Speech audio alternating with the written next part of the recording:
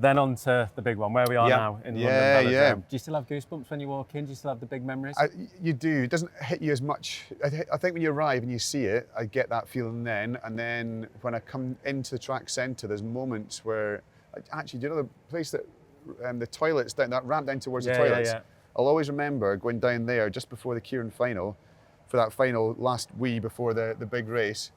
Oh no, I was getting changed, going for a wee, putting my skin suit on. And the skin suits were a real pain, especially when you're hot and sweaty, trying to get them on, they're really tight. And so I'm standing there and it's like just a single toilet, like a disabled toilet now, but back then just a single toilet. So you're not in cubicles. And so I was standing completely naked trying to get this suit on. And I'm standing there and there's a full length mirror. And as I'm standing there, my arse triggers the hand dryer. And this big of hot air gave me a shot of hot air, and I sort of jumped up and I caught a reflection of myself standing there just completely naked in the mirror with the skin suit, and I started laughing, and it was that moment of kind of comic relief. Yeah. Just the nerves and the tension just sort of, look how ridiculous this is. You're riding bikes in circles, it's not the end of the world. Can you imagine with the burnt arse as well? Yeah, exactly.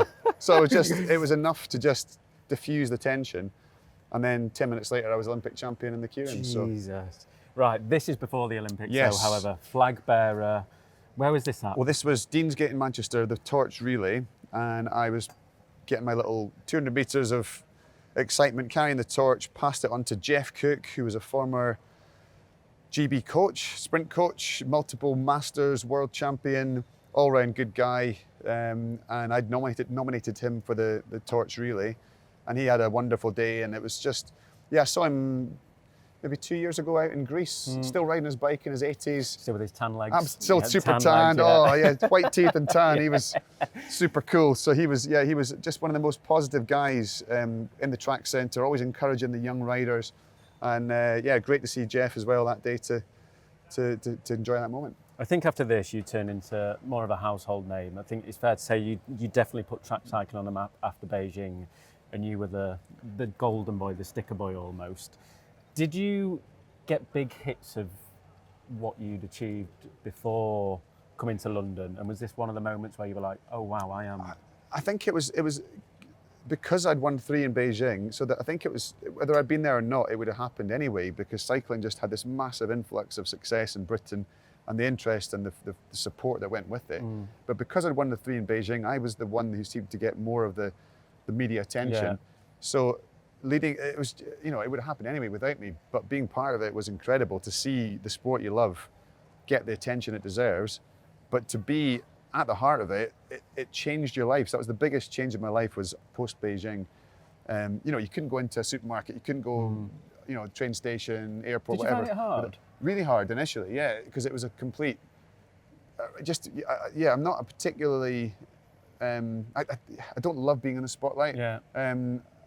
It's not that I don't like people coming up to me. I love to chat to people, but I always feel a bit self-conscious, or certainly initially did, until you kind of get used to it. But it was life-changing, and you then have to factor in the time it takes to do the things you need to do in your day, and still do your training. So if you pop to the supermarket, get your food, stock the fridge, factor in a bit, 5-10 minutes extra. You can't dash into the velodrome last minute because there might be a school group in there that you've got to stop and chat to. Not complaining, but it changed, your life became very busy, and the attention or the focus on your training was always getting dragged a little bit away from it, and commercial opportunities, all kinds of things. I was going to say, I think after this, was this the big switch point where huge, everything started to come in? I will mention it in terms of money, all that kind of thing, endorsements, and did that feel like more of a need to make the most of this almost? Well, I think you did, but equally I realised the potential for home games and thought it doesn't matter what's on the table here, the Olympics, in your home country has to be the priority. So my agent Rob Woodhouse was fantastic at basically still getting opportunities and still signing deals, but really allowing me to do my job, and that was to get up in the morning, train, and get to bed at the end of the day, and it paid off. It was a wonderful, wonderful time. I'll never forget that moment there, the flag bearing. I was going to say, what was that call like? And who called you? Dave called me into the office and said, it was in Newport at the Celtic Manor. He said, can I have a quick word? He said, we just got an email through or a phone call through Is saying... this Sir Dave? Sir Dave. Yeah, sorry, Dave B. Dave B. And, excuse me. Yeah, and he said, you've been chosen, and it's an athlete's vote, so been chosen by your peers to carry the flag Oh, wow. at the opening ceremony. Do you want to do it? And I was just like, well, of course I want to do it. You can't Too not bad. do that. It wasn't part of the plan. So we had this, detailed plan about how we're going to get into London, when it was going to be, minimising disruption, rest, all that stuff. We weren't even going to be in London for the opening ceremony. So he said, look, leave it with me. I'll make a plan. And he came back and goes, oh, there's a guy here, one of the golfers has got a helicopter, and he said that he'll drop you off, or he'll get his pilot to drop you off in London. So I flew from the Celtic Manor into London on my own, straight into the village.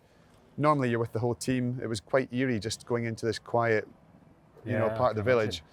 And got set for the night ahead, got dressed into my nice white and gold outfit. And that moment when you walk into the stadium and the whole thing erupts, and all the gold confetti and David Bowie's Heroes playing and the roar from the crowd, that moment in itself, I remember thinking, all right, it doesn't matter what happens now, if I get a gold or not, the hard work and the ups and the downs and the sacrifice to make it to this point, the injuries and defeats and everything, they've been worth it just for just for that one experience.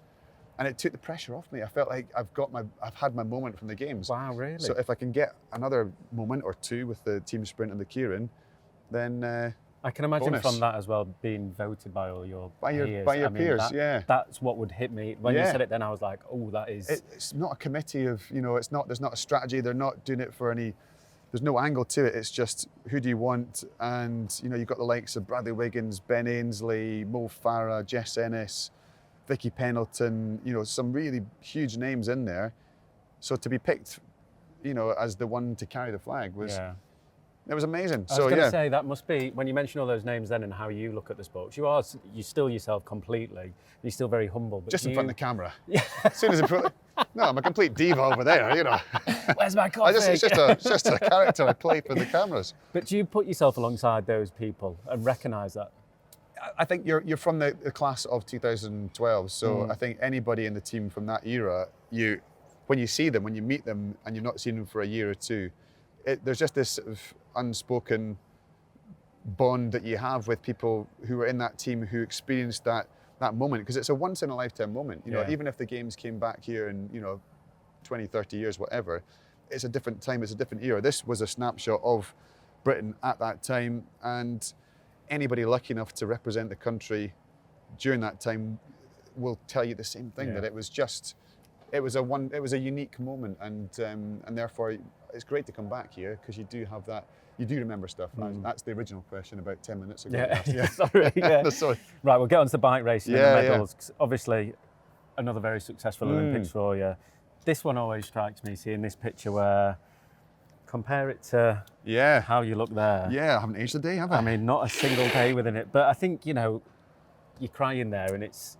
Yeah, I just stubbed my toe as I was getting on the podium, and it's really, and the flowers, the allergies. Drier again. You get exactly. But so that was actually the Kieran. So the first was a team sprint, and we won with Phil Hines and Jamie Staff. Sorry, Phil Hines and Jason Kenny. Yeah. Getting old. Can't remember names, and that was incredible. Paul McCartney, Kobe Bryant. The Royals, it was the hot ticket to come to the velodrome that week, and they were all there to cheer us on. I don't know if Kobe Bryant was cheering us on; he probably wasn't. Probably cheering on the French, but yeah. But we beat the French in the final, and it was a world record.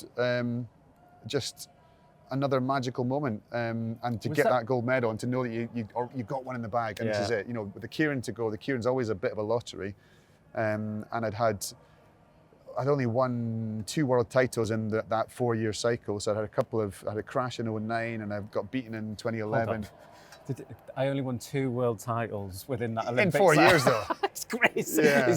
People only win 1 or never won in their career. But I'd lost. I came second in the Worlds in 2011. I hadn't lost a major final ever before in the Kieran. In fact, I won like 30-something races in a row in the Kieran, and then the closer it got to big finals, international races. Yeah, so 3 winning heat, semi-final, in World Cups, World Championships, Olympics, all those races, nationals, it was, so coming to the Olympics and to win the Keirin in that final race, when it was the last race of the track program. I remember the whole track centre, because it was the last race of the week. So everybody finished, all the riders and the coaches are all kind of gathered round, standing behind the podium. And then that was the moment when I realised this is it. This is the end of the Olympic journey. I might go on next year for one more year. I might go on for 2 years to Glasgow at best, but this is the last Olympics. And we were just literally over here. The podium was right about there. And they read out my name. And then I looked at all the sort of sea of faces of, picking out coaches, friends, rivals, rival coaches, family in the crowd. And that was it. They hadn't even read my name out, and I had this lump in my throat. I was like, oh God, off we go. And with the crowd as well. Yeah. Obviously the crowd in here, everyone speaks about it, even till now, no matter what event is in here, it will never match. Yeah, I bet the riders hate it now. Like, oh, here we go again. Yeah. The old guys are talking about 2012. Yeah, we get it. They were the good old days. I used to get it from Reg Harris. So Reg Harris was the Olympic silver medalist, multiple world champion back in the 50s. Legend. There's a gold statue of him at Manchester Velodrome. And every race as a kid I used to go to, Herne Hill, Leicester, whatever. No matter what you did, that was good. Not as good as Reg Harris though. Everywhere I went. And the artist who made that bronze statue of Reg, the original sketches for it, they framed it after Beijing and they gave me that, and I've got the framed original sketches of his that's very statue. Cool. So yeah, very cool. I know you mentioned the Keirin. Yep. But I want to talk to you about that Keirin. Last event on the night. Yeah. Anyone that was watching that knew, whoa, you were doing everyone a blooming heartbeat at home, Chris. Because I forgot who it was that came over the top of you. Excuse me. Someone came over the top of you and Max they didn't Levy. Quite close the door. So I went up, again, talking about gear sizes back in the day. Over this time, the gear sizes are gradually increasing, not this kind of crazy exponential increase that we've seen in recent years. But I was riding 51.13, so that was like 106. Still relatively But then small, I thought, I'm going to go 52. I'm going to risk it, go one tooth bigger in the front. So got to the final, 52.13. And Jan was in the semi. I went too hard too soon, and he said, if you do that in the final, you're going to get swamped. So you've got to delay that surge, put a bigger gear on, slow down the acceleration, get to the front, but then just pour it on with a lap and a half to go. So there's the finish there with I went with about 2 to go to get to the front, and then I sort of cruised, throttled back a little bit through here. Cruised at 40 and miles an hour. And then Levy made his move here, and as I'm coming around here, all the coaches are standing kind of in the home straight here. There's Justin Grace for the Kiwis, there's Rennie Wolf with the Dutch, there's Jan van Eyden with us. And Jan was jumping up and down, he's swinging his arms round and round. I was like, I just peripheral vision saw Jan, and I thought, oh God, I've got to go. Something's not right. Don't even look, just give it everything. So absolutely, unloaded round here, by which point Levy was side by side, and then he started overtaking me down the back straight, and he was, as you say, almost a length, and if he'd just got a full length, he'd have shut down. Yeah. But I held him at 100 metres to go, had the inside line, and he was starting to sort of die a bit. The bigger gear I had started to come in, and I just sort of came up the inside. It was incredible. So, I remember watching that at home being like... There is one last question I want to ask you on here, Chris, and it's great, but it's a huge one, really. I don't know if you'll realise it or not. You may do, but Britain's greatest ever sportsman. I think for a lot of people, myself included at home, you're like the pin-up person, the ultimate professional in how a professional I don't know about be. that, but thank you. No, I think you do, but do you realise that, and how do you feel about that?